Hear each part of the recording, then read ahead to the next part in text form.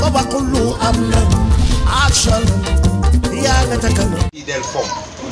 del nettoyer da ngay jël eau de javel xëy na doo mën a am alcool day yoon mais jëlal eau de javel nga jël bouteille yu kireen def ci ndox ba muy bëgg a fees nga fot si ñetti bouteille eau de javel.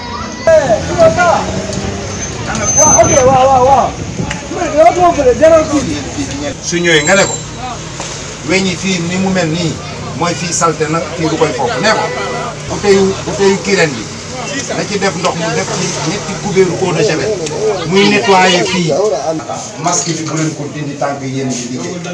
mais dafa am loo xam ne dama ko ci bëgg a yokk yéen jàppale ñu ci lii nii xale yu ndaw yii ñëw ñu leen di yónni leneen leen ko jox ñu koy jox seen parents dañoo bëgg xale yi toog ci biir kër yi koy jaay muy xale na nga ko jox loolu mais yéen seen fii ut leen ndox dangay jël benn bouteille kirène nga def ci eau de javel jaxase ko ak ndox fii dee ko nettoyer de temps en temps. Je me présente aujourd'hui comme Jaraaf Ndaw, un citoyen lambda au conseil des collectivités territoriales mais nag doomu HLM aussi. Voilà, sensibilisation bi depuis vraiment un bon moment ñu ngi koy def ñu ngi commencé ça fait maintenant 3 semaines dañuy def VSD vendredi samedi dimanche en premier temps dañu doon def sonorisation dugg wax ak askan bi sensibiliser leen par rapport ak li nga xam ne nii moom mooy Covid-19 bi mais on a remarqué que ne boutiquiers yi ak boulanger yi yenn magasin yi dafay jar ñu dugg fa sensibiliser leen loolu tax tey ànduñu ak sono ñu def ko nii def ay affiche am ay flyers yoo xam ne dañ koy joxe pourquoi parce que liñ sensibiliser yëpp dafa mel ni jëriñul dara pourquoi parce que boo xoolee li ci ginnaaw xam ne HLM ba léegi dese nañoo conscient ci feebar bi. aar sa bopp aar ñi la jege fagaroo gën faju digle yi nan ko jëfe aar sa bopp aar ñi la jege fagaroo gën faju digle yi nan ko jëfe lëmbe na àdduna bi la jàngoro yaatu na lëmbe na àdduna bi la jàngoro yaatu na lëmbe na àdduna am na Sénégal dugg na ci gox yi am na ñi mu daal. dañ ma war a xam rek di séddale bi gars yi séddale masque yi yow lu mu def si yow. waaye man da maa ngi nii masque laa wër ba sonn aw ma masque ma ne bëgg ma takk yeneen original bi lay xaar ma jaar fi rek am benn waaw lii moom wax bu tasee gestu la moo tax dama simi sama casque rek sol. monsieur le maire ñu ngi lay nuyu. waaw ñu ngi lay fay. waaw tey les jeunes du quartier décidé woon organiser distribution de masques ak sensibilisation ñu bëggoon xam en tant que ancien maire lan lay def ci yow. mais ci mbégte bu mag a mag la def ci man parce que d'abord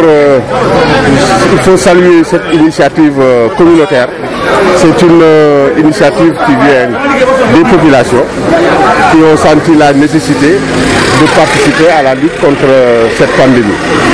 kon ñooy wax gars yi ñu gën a góorgóorlu gën a fagaru takk masque yi respecté distanciation sociale yi daal di yore seen ay gel loolu dinañu gën a dimbali. maaleykum waa HLM man Talla Ngom dëkk HLM 3 juddoo fi yaroo fi màggee fi ma àndoon tey ak samay dëkkandoo ak samay xarit pour ñu organiser benn journée de sensibilisation et de distribution de masques concernant la maladie à Covid-19. ñoom xam nañ ne maladie bi dañagul suñu dëkk bi rawatina fii ci HLM constat boobu la ñu def moo tax ñu jël initiative organiser lu mel nii distribution de masques ak sensibilisation pour wax nit ñi ne maladie bi mi ngi fi ba léegi dañagu fi pour nit ñi gën a redoubler de vigilance bañ a bàyyi seen loxo. aar sa bopp aar ñi la jege fagaroo gën faju digle yi nan ko jëfe aar sa bopp aar ñi la jege fagaroo gën faju digle yi nan ko jëfe lëmbe na àdduna bi la jàngoro yaatu na lëmbe na àdduna bi la jàngoro yaatu na lëmbe na àdduna am na Sénégal dugg na ci gox yi am na ñi mu daal aar sa bopp aar ñi la jege fagaroo gën faju digle yi nan ko jëfe aar sa bopp aar ñi la jege fagaroo gën faju digle yi nan ko jëfe lëmbe na àdduna bi la jàngoro yaatu na lëmbe na àdduna bi la jàngoro yaatu na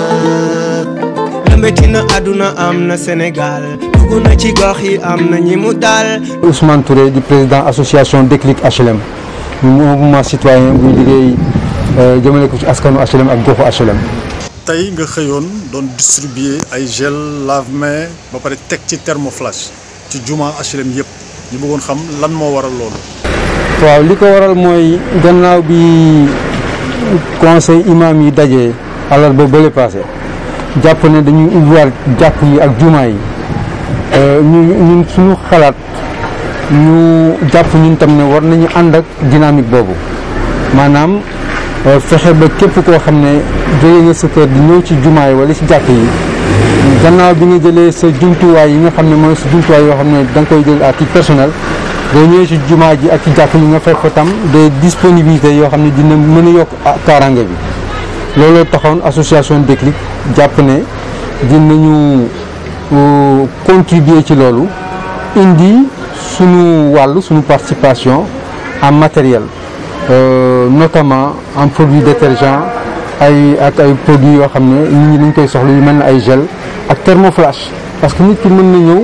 yaramam tàng te kenn du ko xam donc yooyu yëpp day nekk des activités yoo xam ne day contribuer à la prévention ba pare di limiter les risques de propagation de la pandémie fi ñu tollu tabaski la ñëpp a ngi jóg euphorie bi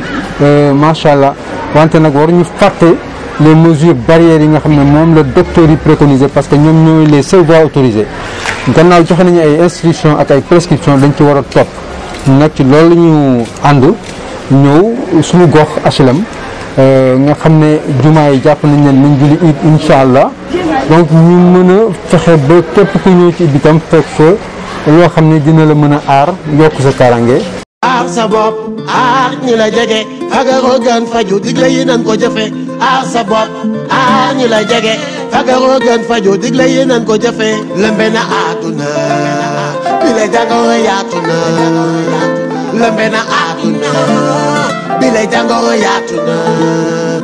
Des kits alimentaires. Au niveau de la commune des HLM, nous privilégions les kits sanitaires pour pouvoir barrer quand même cette pandémie donc, qui s'était installée au niveau de nos populations. Donc, c'est constitué de quoi? Ménage boutique, 50 kg de tiep, une bouteille de 5 litres d'huile et 5 kg de sucre. Donc tout juste pour venir en appui ñi nga xam ne bénéficier wuñu woon ci appui état. ñu bëggoon xam ñan ñoo am droit jot ci ndimbal li. ndimbal li c'est destiné à la population de HLM. ñun stratégie bi ñu mettre en place mooy on a le PIC qui est un document quand même scientifique, un document technique. PIC bi dafa définir le nombre de ménages yi nga xam ne moom la ñu am au niveau de la commune jàllale ko ci chaque quartier xam nañu nombre de ménages dafa am. Donc bi ñuy defee la première des choses on a mis en place des comités de veille. Comité de veille yi dañ leen recenser leen ñu xam moo nombre de ménages bu am ci quartier bu ci nekk. Comité de veille yi bi ñu recenser ba pare on a eu donc le recensement de l'État qui nous a été donné par le sous-préfet. ñu xam ne quartier bu ci nekk ñii état jox na leen biñ ko defee ñu daal di génn extraire ñi nga xam ne état jox na leen mu des ñi nga xam ne vraiment amuñu état joxu leen amuñu dara ci base boobu la commune bi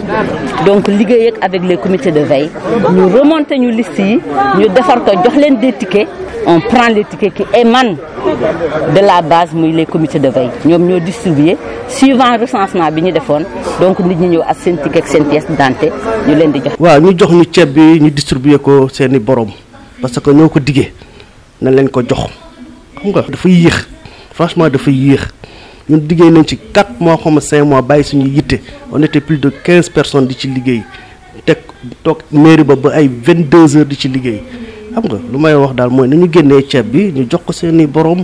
et puis jàll si leneen daal. moom mooy secrétaire u chef de quartier HLM 5B bokkoon ci commission bi nga xam ni moo doon recenser ñi war a jot ceeb te ba léegi nii ñuy wax ak yéen jotaguñu ceeb. voilà maa ngi tudd Maguette Diagne nekk vice-président association ànd defar HLM nekk fii si corniche bi voilà donc HLM 5B. plus exactement. nga bokk ci ñi doon def recensement yi pour kit alimentaire yi ñu bëggoon xam d'abord ñaata personnes ngeen jot a recensé pour HLM 5B. voilà ñu ngi jotoon a recensé 509 personnes au niveau des HM5B fu nga xamante ni Alioune Gomis waaw mooy chef de quartier bi. yéen seen dossier kañ ngeen ko déposé woon. dossier yi ñun ñu ngi si pare woon peut-être une semaine avant tabaski waaw si lañu pare woon si dossier yi ba clôturer liste bi joxoon ko na fi pour mu clôturer ko ñu déposer ko voilà. donc bi ngeen ko déposé ba léegi tey di le 7 octobre jotagu leen seen kit alimentaire. non jotaguñu kit alimentaire joxoon nañu ay kit sanitaire ñu distribuer ko mais jusqu'à présent jotuñu ay bons dégg nañu nag tout récemment HLM 5A jot nañu seeni bons